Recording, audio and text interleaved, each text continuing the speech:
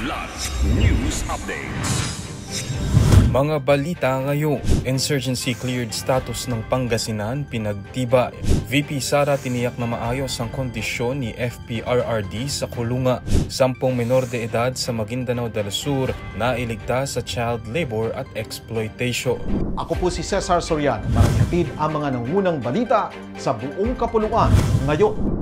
Muling pinagtibay ng pamahalaang panlalawigan ng Pangasinan kasama ang PNP, AFP, Philippine Coast Guard at iba pang ahensya ang katayuan ng lalawigan bilang insurgency-cleared province at nasa State of Stable Internal Peace and Security o SSIPS. Sa isang seremonya sa Camp Governor Antonio Sison kamakailan, inilunsad ang pagpapatupad ng PACE program, isang pinahusay na mekanismo ng koordinasyon para sa mas mabilis at magkakatuwang na pagtugon sa usapin ng law enforcement, seguridad, maritime safety at disaster response.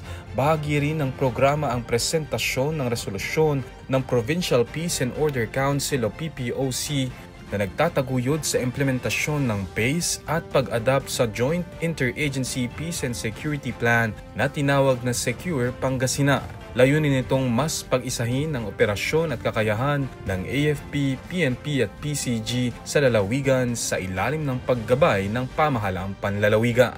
Ang Pangasinan ang kauna-unahang probinsya sa Region 1 na nagpatupad ng PACE program.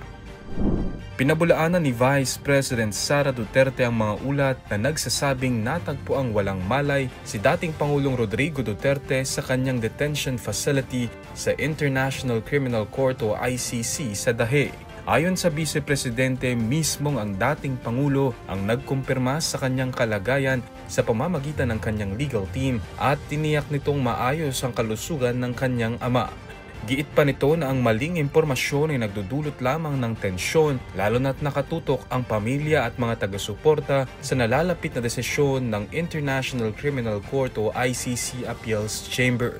Nakatakdang maglabas ng desisyon ng ICC Appeals Chamber sa Biyernes kaugnay ng naunang ruling ng ICC Pre-Trial Chamber at umaasa ang kampo ni Duterte na paborable ang magiging pasya ng korte.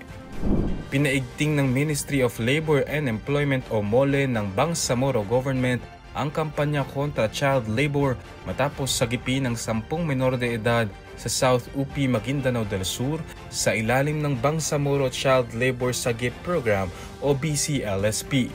Ayon sa Bureau of Employment Promotion and Welfare, ang mga bata mula Romonggaob at Kuya ay nahaharap sa mapanganib na trabaho at posibleng exploitation. Tumanggap ang bawat bata ng 15,000 pesos na livelihood aid at school supplies. Giit ng MOLE, ang proteksyon ng kabataan ay sentrong advokasya ng Bangsamoro ngayong Children's Month at sa mga susunod pa. Para sa Kidlat News Channel, ako si Renza Lenon, nag-uula. Ako po si Cesar Soriano, kasama nyo sa bawat pagputok ng balita.